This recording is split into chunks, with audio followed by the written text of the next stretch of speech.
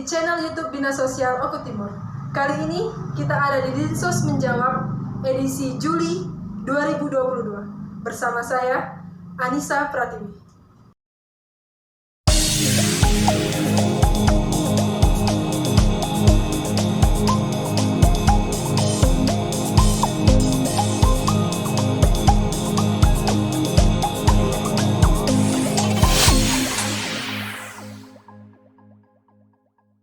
Sebelumnya kami mengucapkan terima kasih atas pertanyaan-pertanyaan yang diajukan di halaman Facebook, Instagram, dan channel YouTube Dinas Sosial Oku Timur. Hari ini pertanyaan dari Sobat Sosial akan langsung dijawab oleh Dinas Sosial Kabupaten Oku Timur. Telah hadir bersama kita Bapak Hari Kasogi, Sarjana Ekonomi. Beliau adalah Kepala Bidang Penanganan Fakir Miskin di Dinas Sosial Kabupaten Oku Timur.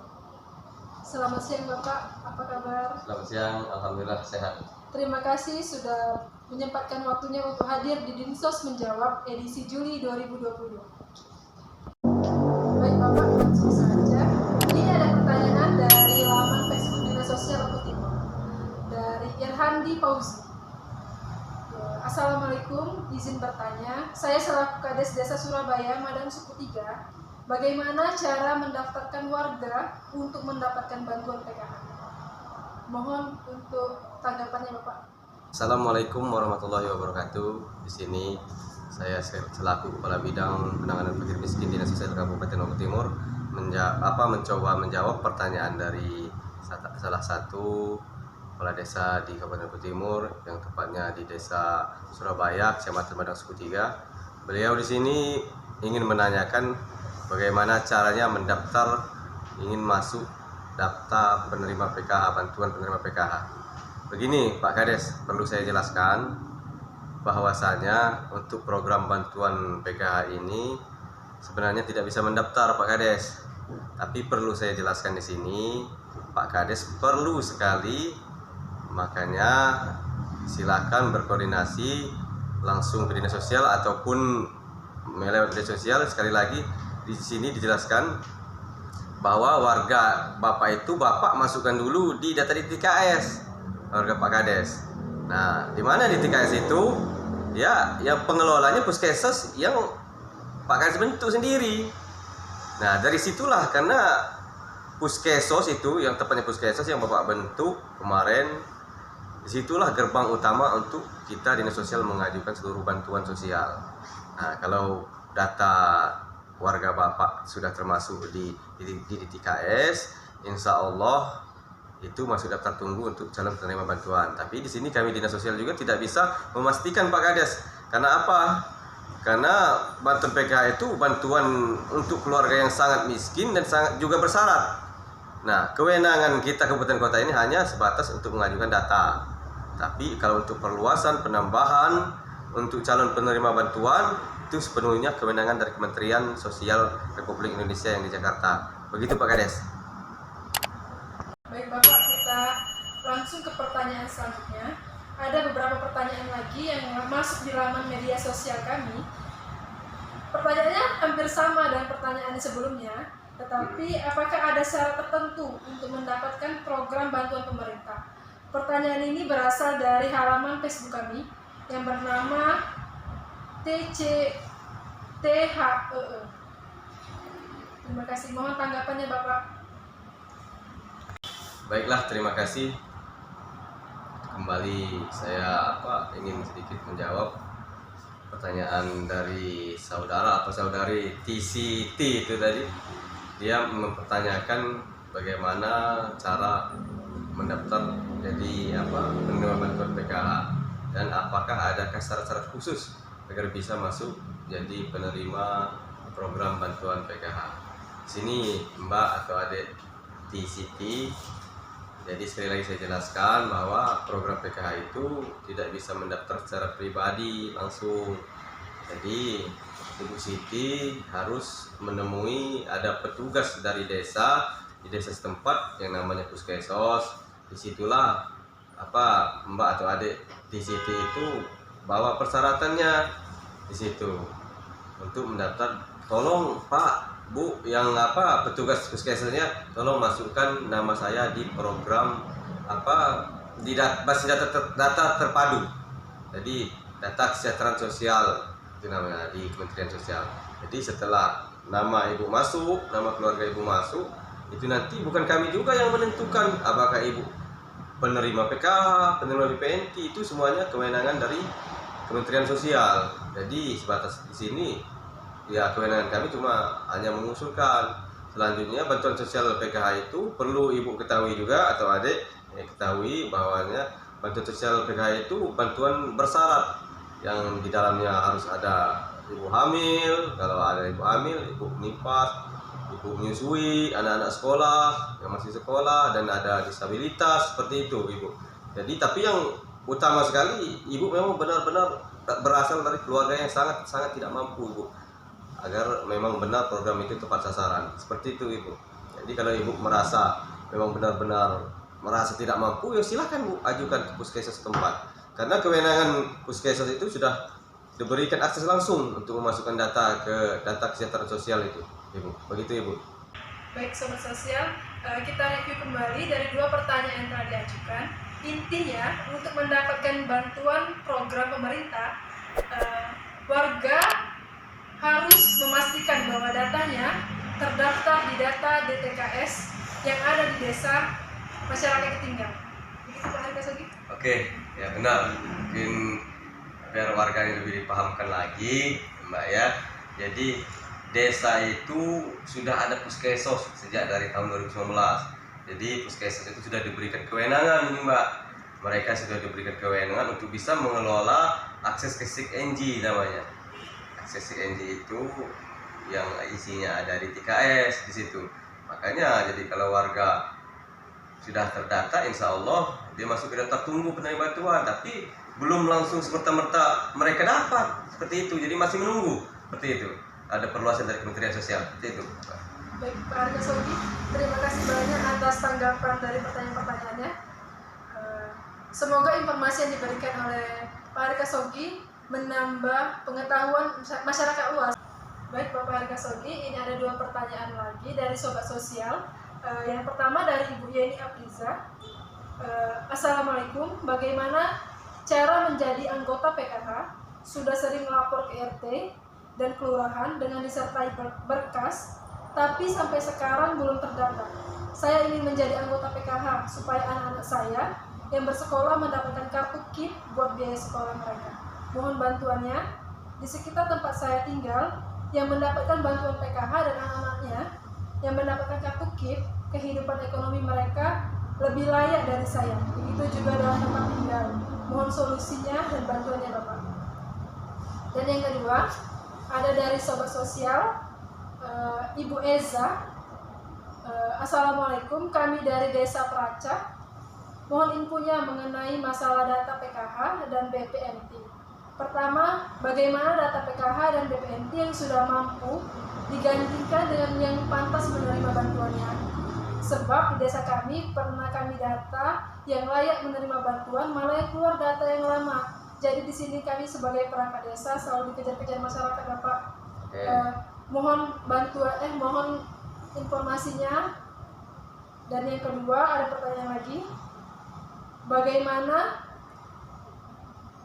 rumah yang menerima PKH dan BPNT yang sudah tak pantas menerima bantuan masih menerima bantuan? Mohon pencerahannya Bapak. Baiklah, di sini sekali lagi saya coba menjawab pertanyaan dari sobat sosial. Yang pertama dari Ibu Yeni, di sini beliau tadi mempertanyakan bagaimana beliau ingin lagi-lagi mendaftar jadi penerima bantuan program Keluarga Harapan. Dan beliau di sini sudah mengajukan beberapa kali ke pemerintah setempat, beberapa kali mengajukan berkas tapi tidak terdata. Di sini Ibu perlu saya jelaskan sekali lagi bahwa bantuan PKH itu semuanya tidak bisa mendaftar secara pribadi Ibu. Jadi itulah tadi di sini saya jelaskan bahwa Ibu sudah benar prosesnya ke pemerintah setempat, tapi Ibu harus menemui yang di desa setempat namanya puskesmas, pusat kesejahteraan sosial. Nah disitulah Ibu bisa mendaftarkan nama keluarga Ibu jadi calon penerima bantuan sosial. Jadi ibu terlebih dahulu mendaftarkan menjadi terdata dulu di data terpadu kesejahteraan sosial. Jadi ibu menemui petugasnya, ibu langsung berbicara di situ, sampaikan bahwa saya orang tidak mampu, saya ingin anak-anak saya dapat KIP dengan melalui mendaftar jadi penerima bantuan sosial. Nah, jadi ibu daftarkan dulu nama ibu. Tapi belum semerta-merta langsung dapat ibu. Yang jelas seperti pengalaman kami ada beberapa kali. Jadi walaupun ibu bukan penerima PKH, tapi kalau sudah nama keluarga ibu sudah terdata di data terpadu kesejahteraan sosial, insya Allah ibu bisa mengajukan untuk mendapatkan KIP. Seperti itu ibu. Jadi ibu tidak mesti dapat PKH. Yang jelas ibu harus terdata di data terpadu kesejahteraan sosial sebagai syarat utama penerima bantuan sosial KIP, Kartu Indonesia Pintar dari pemerintah. Seperti itu ibu. Jadi ibu kalau sudah ibu ajukan, ibu itu tidak semerta-merta langsung dapat bu bantuan PKH-nya. Ini yang disinilah yang kami ini tugas dinas sosial, kami ajukan ke kementerian. Nanti setelah lengkap data ibu, nanti ada perintah dari Kementerian Sosial bahwa ada perluasan, baru mungkin nama ibu tersaring oleh sistem. Seperti itu ibu. Saudara Eza yang dari Kecamatan Bunga Mayang, jadi beliau mempertanyakan bagaimana Pak tahu data penerima PKH, data penerima BPNT. Di sini untuk Saudara Esa saya jelaskan di sini, kalau Saudara Esa ingin langsung berkoordinasi dengan petugas kami di lapangan, ini Saudara Esa silahkan menemui pemerintah kecamatan setempat. Nanti kita minta bantuan beliau untuk dipanggilkan SDM PKH-nya biar bisa berkoordinasi langsung data-data PKH-nya seperti itu. Nah, kalau untuk data BPNT, di situ ada SDM kami yang namanya Tenaga Kesehatan Sosial Kecamatan yang berdomisili di kecamatan setempat. Nah, kalau masalah data BPNT, ibu silakan tanyakan langsung ke mereka ini. Nah, seperti itu. Nah, selanjutnya untuk masalah yang seperti kata Saudara Esa tadi, sudah beberapa kali mengajukan, mohon direspon oleh Dinas Sosial. Sebagai bentuk keseriusan kami dari tahun 2019 sudah merespon cepat permasalahan yang menyangkut permasalahan data ini. Salah satu buktinya kami buatkan payung hukum untuk membuat puskesos yang namanya Pusat Kesejahteraan Sosial yang ada di desa masing-masing. Nah, puskesos inilah Pak yang jadi ujung tombak dari segala macam bantuan sosial. Sumber datanya ada di puskesos. Nah, puskesos ini pengurusnya dari pihak desa yang di-SK-kan oleh kepala desa. Jadi pihak desa yang punya kewenangan di sini. Apakah layak, tidak layaknya ada semua di puskesos. Jadi kalau Bapak nanya tidak direspon, bukan menyalahkan, sudah kami respon dengan cepat seperti itu, Pak. Sudah kami respon. Yang maksud Bapak tadi yang layak tidak layak itu sudah kami respon dengan cepat. Makanya kami membentuk seperti itu. Maka biar pihak desa tahu, karena pihak desa lah yang tahu kondisinya. Mana yang tidak layak lagi, mana yang tidak pantas lagi menerima bantuan, silakan pihak desa yang di situ. Yang di situ ada namanya yang dikelola puskesos itu ada SIKNG namanya, nama sistemnya itu aplikasinya. Di situlah terdapat data-data terpadu kesejahteraan sosial yang ada di wilayah kecamatan masing-masing seperti itu Pak. Jadi sebenarnya ujung tombaknya ada di pihak desa. Kalau dapat tidaknya bantuan masyarakat itu sebenarnya sudah dikembalikan ke pihak desa.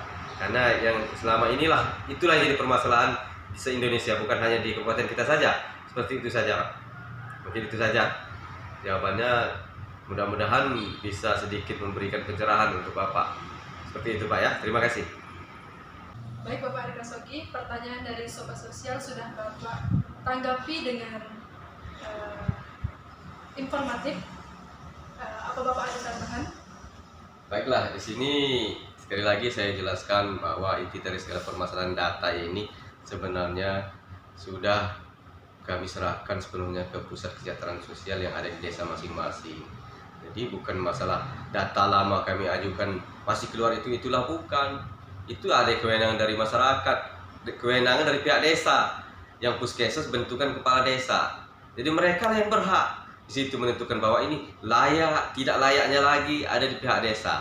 Makanya kami selalu gencar menyampaikan pihak desa di situ harus pengurusnya harus yang mengerti lah sedikit banyak mengerti IT Seperti itu. Terima kasih Bapak Arika Sogi telah menyempatkan waktunya datang di Dinsos Menjawab. Semoga Bapak sehat selalu. Amin. Kita bertemu lagi di lain waktu. Baik.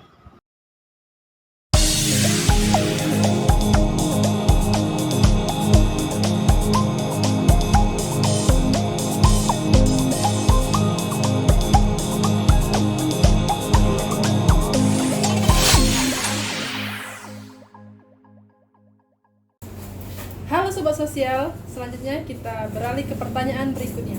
Telah hadir bersama kita Ibu Eva Susanti SE selaku Kepala Bidang Pemberdayaan Sosial. Selamat siang Ibu. Siang. Apa kabar? Sehat. Terima kasih sudah hadir menyempatkan waktunya di Dinsos Menjawab edisi Juli 2022. Maaf Ibu, di sini di halaman Facebook Dinas Sosial Oku Timur ada 2 pertanyaan. Izin saya membacakannya ya Bu. Yang pertama dari Agus Setiadi. Assalamualaikum Kak, maaf sebelumnya mengganggu, mau tanya apakah bisa ya mengajukan BPJS yang gratis, soalnya ada tenaga saya yang kurang mampu mau berobat.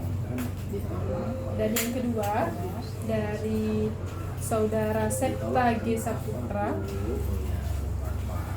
Min, bagaimana cara mengajukan BPJS berbayar ke non berbayar? Ada warga yang benar-benar kurang mampu untuk melakukan pembayaran BPJS. Mohon untuk diberikan informasinya ke masyarakat yang sobat sosial yang memerlukan informasi ini. Sebelum Ibu menjawab, boleh perkenalkan diri dulu. Baiklah, saya Eva Susanti, Kabid Daya Sos di Dinas Sosial Kabupaten Timur. Saya akan menjawab pertanyaan dari Bapak Agus Setiadi dan Bapak Septa Saputra mengenai kartu BPJS kepesertaan KIS ya. Untuk kepesertaan KIS ini, PBI, APBD maupun APBN, kita bisa membantu untuk merekomendasikan kepesertaan ini. Dan untuk saat ini kita mempunyai kuota, yaitu kuota kita sedikit, yaitu kita menangani orang-orang yang urgent. Dalam hal ini orang-orang yang sakit dahulu kita utamakan karena kuota kita sedikit. Bisa untuk pendaftaran bisa langsung datang ke dinas sosial ataupun melalui anggota SLRP kita yang berada di daerah tersebut maupun TKSK yang ada di kecamatan tersebut. Terus untuk pertanyaan Sabta ini masalah pengajuan BPJS berbayar ke non berbayar. Persyaratan ini seperti biasa yaitu KKKTP, surat keterangan tidak mampu, serta tidak adanya tunggakan BPJS mandiri tersebut sehingga bisa kita alihkan ke BPJS pemerintah.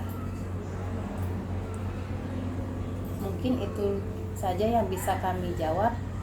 Kalau memang kurang jelas bisa datang ke dinas sosial ataupun bisa menghubungi SLRT setempat. Kalau di Belitang itu ada Pak Endi Partono dan Pak Heri Pangestu, itu anggota SLRT kita. Dan untuk TKSK kita ada Pak Ipin di tingkat kecamatan Belitang. Mungkin itu bisa membantu. Sobat sosial, sebelum kita mengakhiri sesi tanya jawab bersama Ibu Eva, mungkin ada informasi yang ingin disampaikan untuk sobat sosial terkait Kartu Indonesia Sehat, khususnya untuk warga Kabupaten Ogan Komering Timur. Baiklah, ini ada sedikit pemberitahuan untuk kepesertaan PBI JKN KIS untuk wilayah Ogan Komering Timur, bahwasannya kita sudah sinkronisasi NIK dan nomor kartu BPJS. Jadi apabila ingin berobat ketinggalan kartu fisiknya atau tidak ada kartu fisik KIS, maka kita bisa menggunakan KTP atau NIK untuk nomor kepesertaan BPJS, asalkan warga tersebut sudah terdaftar di JKN KIS. Seperti itu. Demikianlah pemberitahuan ini, semoga bermanfaat untuk warga Oku Timur khususnya dan kita semua pada umumnya. Assalamualaikum warahmatullahi wabarakatuh. Terima kasih Ibu Eva sudah menyempatkan waktunya di Dinsos Menjawab edisi Juli 2022. Semoga Ibu sehat selalu. Amin ya Allah. Kita diberikan waktu untuk ketemu lagi di Amin. Dinsos Menjawab edisi-edisi selanjutnya. Baiklah Sobat Sosial, demikianlah Dinsos Menjawab edisi Juli 2022. Semoga informasi yang diberikan oleh para narasumber bermanfaat dan informatif untuk Sobat Sosial semuanya dan seluruh masyarakat Oku Timur. Selamat untuk pemenang edisi Dinsos Menjawab kali ini. Pemenang akan ditampilkan di akhir video ini. Nantikan edisi Dinsos Menjawab berikutnya. Jangan lupa like, komen, dan subscribe channel YouTube Dinas Sosial Kabupaten Oku Timur. Terima kasih. Saya Anissa Pratiwi. Salam sosial.